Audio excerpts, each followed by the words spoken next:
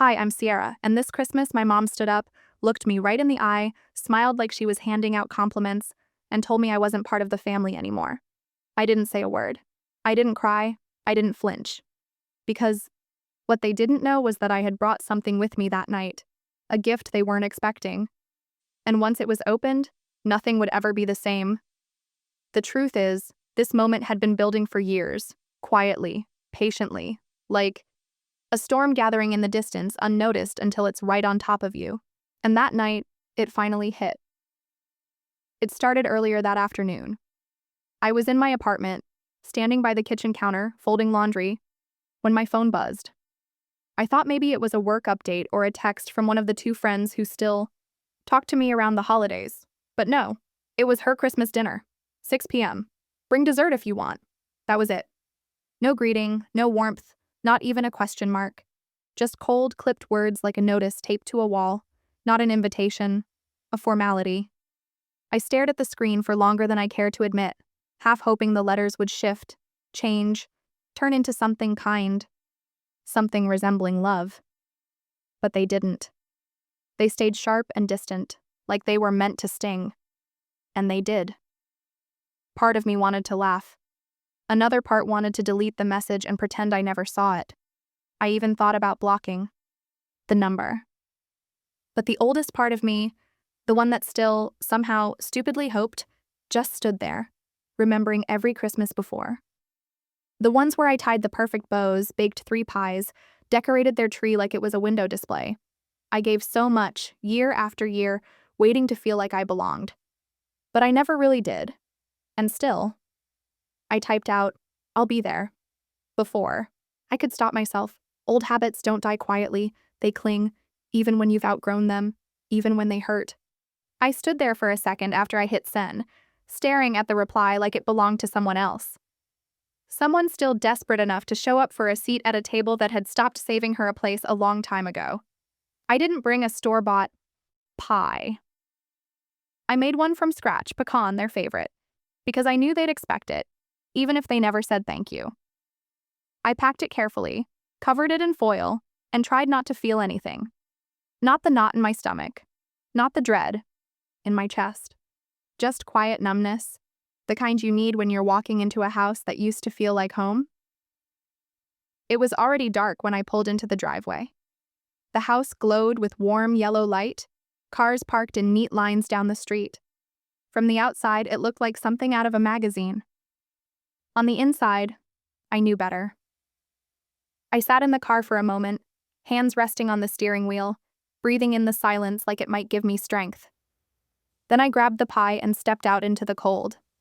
I walked up the front path slowly, snow crunching beneath my boots, the music from inside spilling out through the door that had been left cracked open, like even the house couldn't be bothered to close itself to me. No one greeted me. No hugs, no Merry Christmas, Sierra. Not even a nod. And just like that, I knew. This year wasn't going to be different. This year wasn't a second chance. It was a final test. And they had no idea I wasn't the one being tested anymore. The sky was already ink black when I pulled up to the house. Strings of white lights flickered across the eaves, too perfect, too staged, like someone had copied a magazine spread and called it tradition. The driveway was packed, cars parked tight, like every seat inside was already taken. And somehow, that didn't surprise me. I sat there for a beat, pie in my lap, engine humming beneath me, the house glowing ahead like it belonged to someone else. Like I was just a visitor who had taken a wrong turn and ended up at someone else's. Christmas. Then I shut off the car, stepped out into the cold, and made my way up the walkway. No one came to the door. No one peeked out a window or waved. The front door was open just a crack, like they didn't expect me. Or worse, didn't care if I showed up at all.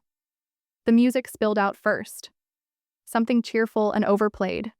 Laughter followed. Loud, full, the kind that fills rooms and hearts. But not mine.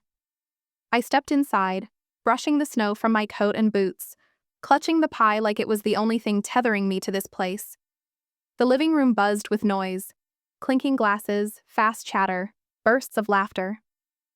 People moved, through the space like dancers in a well-rehearsed routine, every step smooth, every role clearly defined. And me? I was the extra no one needed. No one turned around when I walked in. No one paused. Not even a glance. Delia, my mother, stood in the kitchen, carving a ham with the kind of practiced care you'd expect from a woman trying too hard to look composed. She looked up for a second, gave me a tight-lipped smile that vanished before it could reach her eyes, then went right back to slicing. No, you made it. No, Merry Christmas.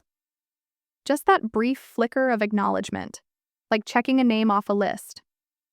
I stood there for a moment too long, unsure where to go, unsure if I even belonged in the picture they were all painting.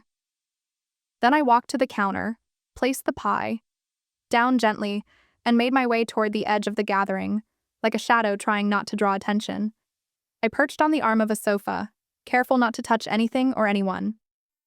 The lights on the tree blinked rhythmically behind me. Across the room, I spotted Tessa, my sister, leaning against the fireplace, her posture casual, drink in hand, like she owned the entire evening. Our eyes met. She grinned, too wide, too polished. "Hey, look who made it," she called out, voice just loud enough for nearby ears. "Didn't think you'd show." I gave her a small nod, said nothing. From beside her, Mara, our cousin, laughed, a little too sharply. "Guess someone brought the guilt pie," she said, raising her glass like it was a toast. Classic. Smiled the kind of smile you wear when you're clenching your teeth behind it. The kind that says, "I heard you. I'm just choosing not to play." The cruelty wasn't loud. It didn't need to be. It sat just beneath the surface, tight-lipped. Smirks, sideways glances, comments delivered like compliments. It was all very careful, polished, performative, and yet so obvious. I watched the way they interacted, the way Delia glided between rooms like a hostess at a fundraiser, offering wine and witty asides. The way Tessa told some story to a group of laughing relatives, casting herself as the clever, overworked hero. The way Mara leaned in, all sparkling eyes and practiced sympathy. They were all so good at this. At pretending. At excluding me without saying it out loud. I wasn't just forgotten. I was deliberately left out. And somehow, that stung worse. For years, I'd convinced myself that the coldness was accidental. That maybe they didn't realize. Maybe I was reading into things too much. But standing there, watching the ease of their movements, how smoothly I'd been edited out of their choreography, it hit me. This wasn't awkward. This was deliberate. This was planned. I wasn't family tonight. I was an afterthought, an obligation. The ghost of an old role they didn't need anymore, and they were performing a version of Christmas where I didn't belong. I tried to stay quiet. I really did. I sat at the far end of the dining table where no one had saved me a seat. I had to pull out a chair myself, shift an empty plate aside, and pretend I hadn't noticed the way the table had already been half cleared before I even got there. I folded my hands in my lap, tried to blend in, tried to be invisible, something I'd always been good at in this house. The food was cold, the silverware scattered. Conversation buzzed around me like static, loud, messy, and just out of reach.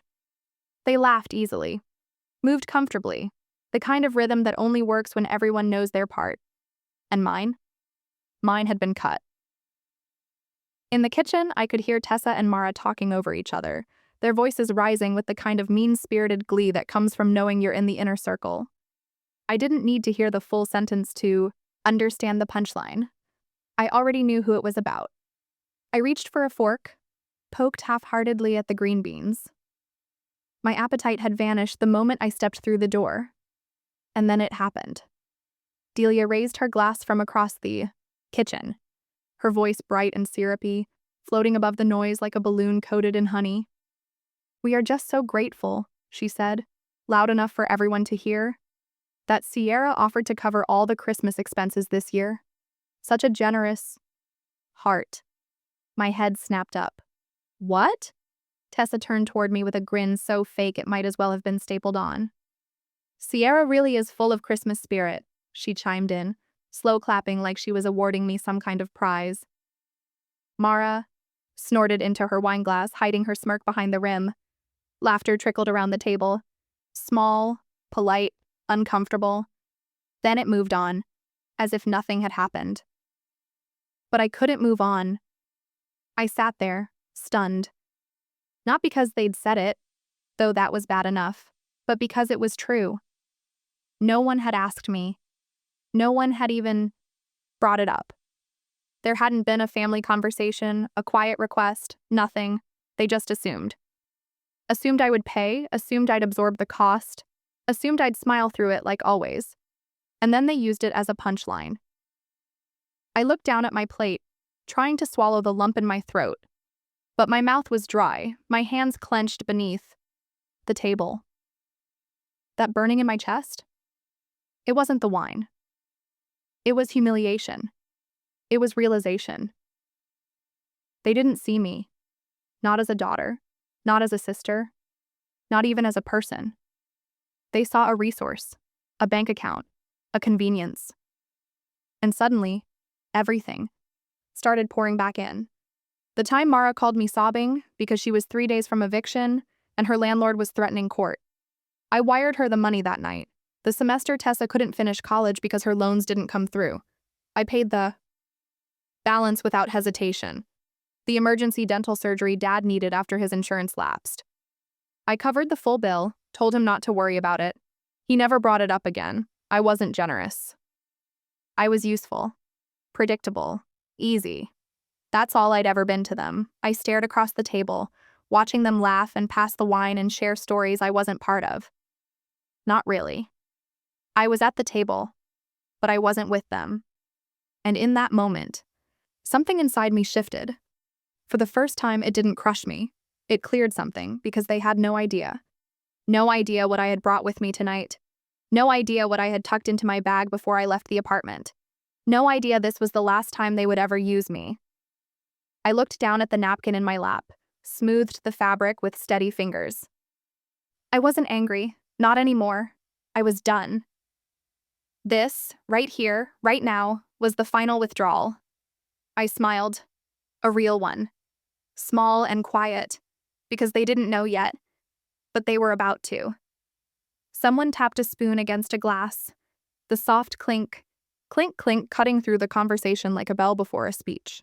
It was Delia. Of course it was.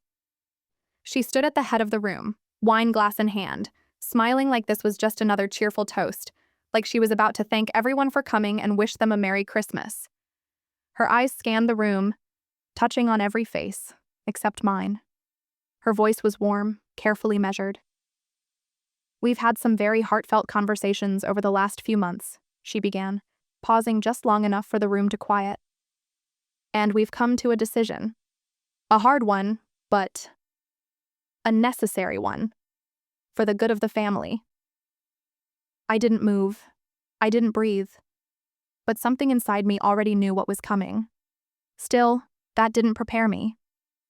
Sierra, she said, her tone syrupy, delicate, as if she were breaking bad news to a stranger. You're no longer considered part of this family. Just like that. Silence fell so fast it felt like the air had been sucked out of the room. No gasp, no protest, just silence. Then, Tessa started clapping. Slow, mock applause, like I'd just finished the last scene in a play she'd been waiting to end. Mara whooped, nudging Devon, who lifted his glass in a lazy, mocking toast, his smirk cutting across the awkward quiet like a knife. I sat frozen, not because I was shocked, but because even after all of this, a small, foolish part of me had hoped they wouldn't actually say it out loud, that maybe, despite everything, they'd keep some line intact, some shred of decency. But I'd given them too much credit. My father wouldn't meet my eyes. Uncle Theo offered a weak shrug from across the room, like this had nothing to do with him. Lana stared down at her plate, chewing slowly, deliberately, like if she just kept eating, she wouldn't have to pick a side. They weren't confused. They weren't uncomfortable. They were relieved. This wasn't an emotional outburst. This wasn't something said in the heat of the moment. This was planned, discussed, probably laughed about over wine and late-night calls. Delia walked around the table toward me, her expression softening in that faux compassion way she did when she wanted to seem like the reasonable one. "We're doing this for your own good," she said, placing her hand theatrically over her heart. "Maybe now you'll learn to appreciate what real family looks like." The smugness in the room was unbearable, like they'd just pulled off some grand intervention, and I was meant to crumble under the weight of their concern. I was meant to cry, to beg, to thank them for the lesson. Tessa leaned in, elbows on the table, her tone syrupy sweet. "It's not too late to apologize, you know. Admit you've been difficult. Maybe we could reconsider." There it was. The hook, the bait. They didn't want reconciliation, they didn't want healing, they wanted my shame. They wanted me to fall apart, to prove them right, to hand them the satisfaction of watching me break. But I didn't feel broken, not anymore, because I understood in that moment exactly what they were, what this was. They weren't cutting me out for the first time, they were just finally saying it out loud. They didn't want a sister, or a daughter, or a cousin. They wanted an apology machine, a checkbook with feelings, someone to shoulder the blame so they could feel better about themselves. And I had nothing left to give, not money, not guilt, and definitely not an apology. Looked at Tessa, then Delia, then the rest of them, and I didn't say a word, because they thought they'd won. But the truth was, they had no idea what was coming. I didn't yell. I didn't argue. I didn't even raise my voice. Instead, I reached down beneath the table, where my bag rested against my leg, and quietly pulled out the folder I'd brought with me. A thick, heavy thing. I placed it gently on the table in front of me, tapped it once with my finger and slid it into the center like a dealer laying down a final hand. The room stilled. Tessa raised an eyebrow, clearly amused. Mara rolled her eyes. Devin leaned forward, smirking, like he expected a dramatic letter or some sentimental goodbye. But when Tessa flipped it open, her face changed before she even finished the first page. She blinked once, twice, then stilled.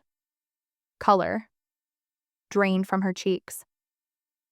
Mara leaned over her shoulder, scanned the page, and let out a sharp gasp she couldn't quite catch in time. Her hand flew to her mouth. Devin muttered something under his breath, leaning in now, eyes darting across the lines like he was trying to find a loophole. They flipped the pages faster, one after another, and with each one, the silence thickened. Bank statements, transfer records, screenshots of Venmo requests, all marked with familiar notes. "Rent again, PLs. I'll pay you back next week, just this one time, I promise." Emails. Desperate ones. Late night ones. With subject lines like emergency and please don't tell anyone. Each one dated, tracked, logged. I didn't look away. I didn't explain. I didn't need to. Delia's voice finally cracked the silence. It was brittle and loud, full of the false indignation she'd perfected over the years. "This is twisted," she snapped, flipping a page back as if she might find a lie buried in the margin. "You're making it look worse than it was." I met her gaze, calm and clear. "I didn't make anything up," I said. "I just documented what you gave me." A ripple moved through the room. Tension, denial, fear. No one rushed to defend her, because they all knew, and that was just the first half. The second part hit even harder. The shady fund transfers from the family trust, the ones that had quietly disappeared under Uncle Theo's signature. Devin's. Gambling debts, disguised as car repairs, rent help, medical bills. Thousands pulled out at ATMs tied to local casinos. Mara's vacation photos that, according to her, were taken on company retreats, paid for with money she'd begged me for under the guise of overdue rent. All of it. Every lie, every transaction, every quiet theft, printed in black and white. By the time they realized how far the folder went, it was too late. The room broke. Mara turned on Devin first. "You said you were using that money to pay Mom's bills," she hissed. Devin laughed, a hollow, panicked sound. "Don't even start with me. You've been draining Sierra for years." Tessa slammed the folder shut.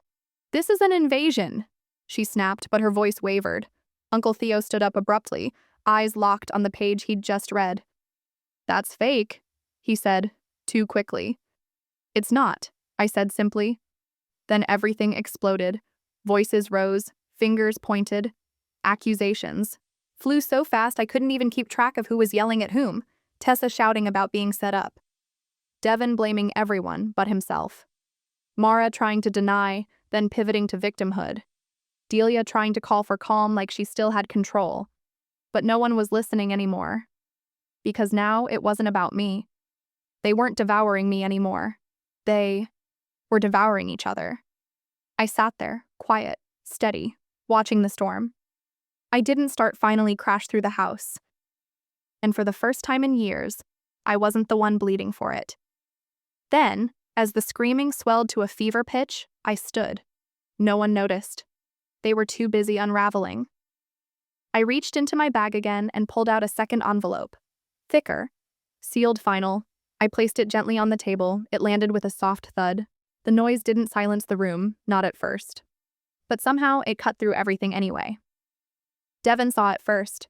His eyes locked onto it like it might save him. He lunged across the table and tore it open. And that was when the real chaos began. Back in my apartment, everything was still. No raised voices, no clinking glasses, no tight smiles pretending to be affection. Just the hum of the fridge and the soft tick of the wall clock.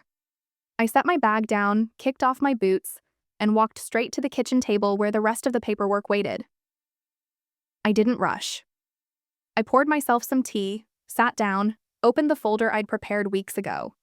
The pages were already sorted, just waiting for a signature here, a notarized stamp there. Nothing dramatic, no grand declarations, just closure. I signed the forms quietly, one by one. Medical proxy revoked. Financial responsibilities terminated. Emergency contacts updated. My name gone from every one of theirs. The last strings that tethered me to them cut. Each signature felt like a stitch pulled tight across an old wound.